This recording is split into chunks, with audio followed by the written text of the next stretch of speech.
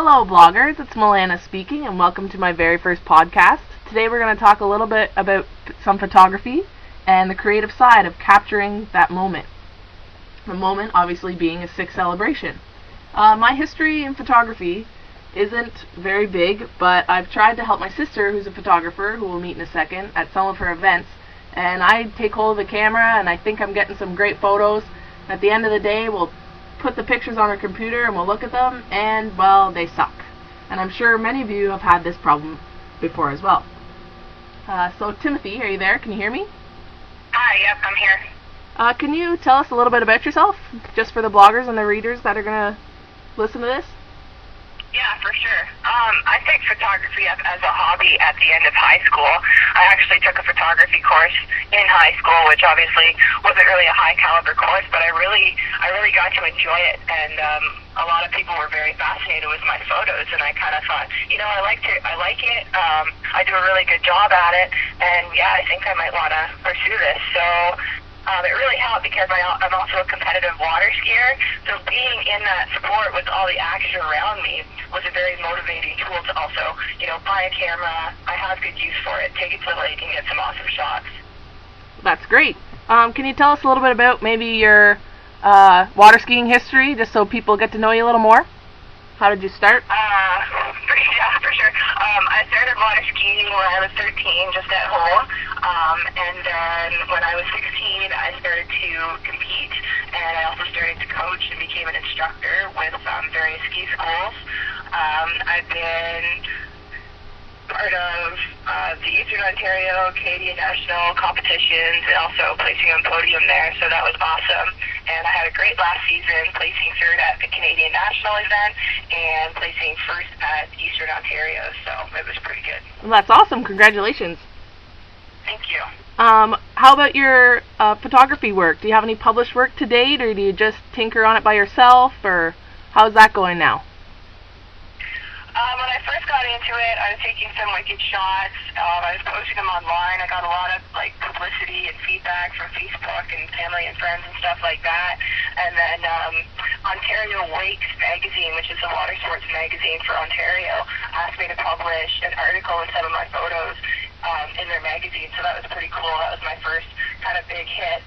My second hit was I was able to shoot the CIS, Canadian Basketball Championships at Scotiabank Place. And I was front row, getting to shoot with all the big cameras, big scene around me, so that was pretty cool. And then the third big event I shot was the Ottawa Senators skills competition.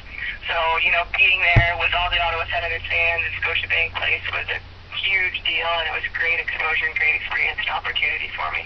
That's awesome. So you're really getting into the big stuff now, eh? It comes and goes, there's always opportunities lingering, and I try to jump in the door whenever I hear of one, so it's pretty good. That's great. Okay, now how about for those of us who have a little digital camera at home, can you tell us maybe how we should upgrade our camera, a new camera we should buy if we'd like to start really getting into photography or trying to capture those moments at our friends' games or our children's games? Yeah, if you really want to get into it, obviously you're looking for an SLR, and I think a lot of people know that. There's a lot of cheap ones on the market that still get, great. They still capture that great shot, and they have awesome clarity.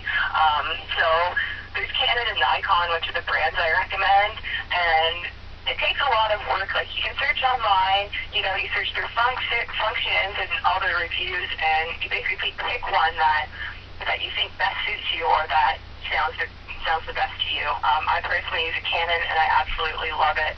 And usually packages come with standard lenses too, and the lenses that come with the package, you can usually still get some pretty awesome shots with. And that's great. I've seen those people at hockey games or basketball games or swim meets with huge lenses. Do we need one of those right off the bat, or what are those for? What do they do? What's so special about them? Yeah, no, you don't need those right away. They're pretty expensive, but they're called telephoto lenses, and what they do is they really can get up close to the image you're trying to capture, to the subject that you're trying to get. I have a telephoto lens. It's just a standard telephoto lens. That's what I get to capture a lot of my awesome shots, and it still does me justice. I get great shots out of it. People love them, so you should be okay just with the standard lenses at first. Okay, gotcha. Now, where should we start? Like, now that we've got our camera, is there any sports that you suggest that maybe are slower that we should go and just practice, or should we just jump right in, or what kind of things should we do first? It's hard, because if you have kids or friends that are in one particular sport, of course you can go to wherever that is and start taking pictures. But I think I started with, obviously, my water skiing. Any kind of sport is fast, so you kind of just got to get used to the speed, and you develop like almost a method of how you take your photos, whether it's what angle or where you're sitting at a certain event, and stuff like that. So you kind of base it on your atmosphere and what's around you, and then your knack for, what you feel comfortable with, and, where you're sitting and stuff like that. Okay. Now, for you, what maybe are some main sports that you shoot, or what are some popular sports like hockey, basketball in Canada, and where do you like to sit around the rink or the gym, and like what do you think some of the best angles are?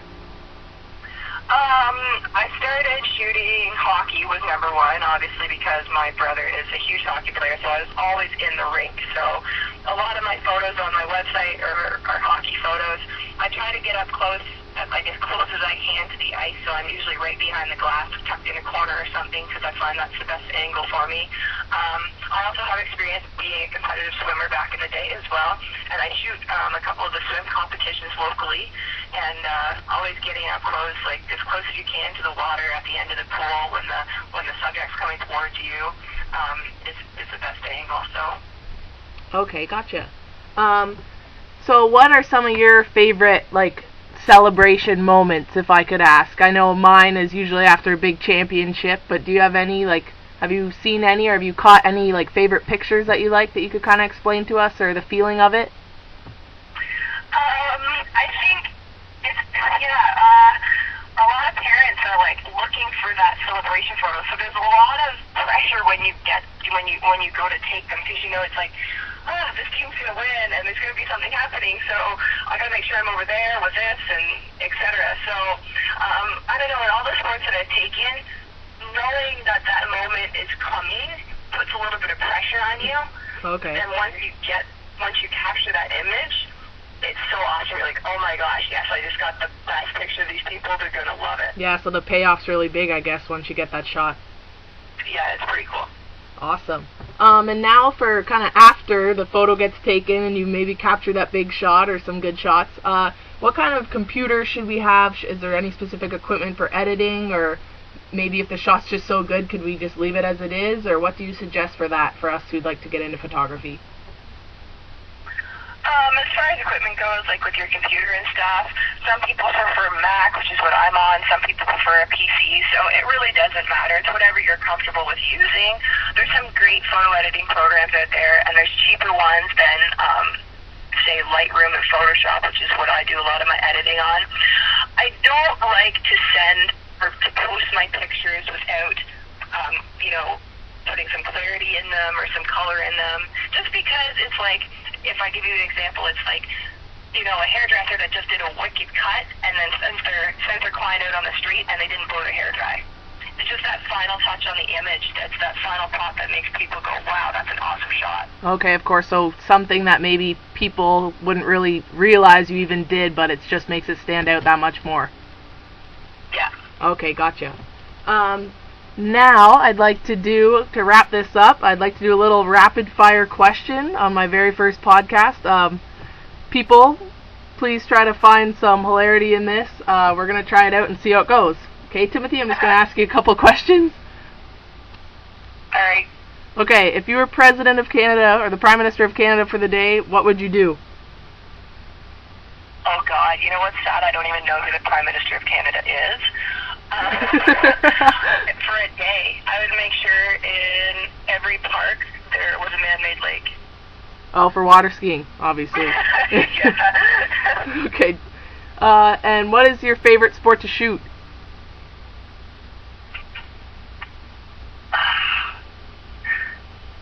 Water skiing, probably, just because there's 3 disciplines, so it's good to you have variety, and you have, I don't know, there's a bunch of awesome moments in it. Okay, gotcha. Awesome. And your favorite athlete? Rafael Nadal, the tennis player from Spain. Vamos, Rafa. Okay. And if you got to spend a day with Rafael Nadal, what would you do? I don't know. I just finished reading his book, and he's a really down-to-earth guy, and I was really impressed with that. So it'd be cool to get to know him and just hang out with him and see what he's all about. Maybe get some sick celebrations. Nothing personal. Let's be serious. Not on the first day, anyways. Maybe get some cool shots of Rafa playing tennis. It would not be special. Okay, and last but not least, your dream job, Timothy. What would you like to do in the near future? I'm really into health and wellness, and I've been sharing a lot of my personal health stories because I have a big background in it as well. And what's special about that is I get to change people's lives. I get to show them the truth of health, and it's really special to me right now in this moment because I've been changing lives lately and helping a lot of people. And I'm kind of on the road with that right now, and that's where I'm at. So. Perfect. That's awesome. Well, thank you very much, Timothy. I'm going to post some links for you bloggers about Timothy and post some of her 6 celebration photos because they are amazing ones. I'll post her website as well, and maybe if you need a photographer in the near future, you can give her a call. Thank you for listening. Thank you, Timothy, for joining me. Yeah, you can follow my page on Facebook. It's called T's Pictures, Timothy McNamee Photography, and my website is www.tspictures.com, spelled TSPICKTURES. Okay, perfect. Thank you, everyone, for listening. See you later.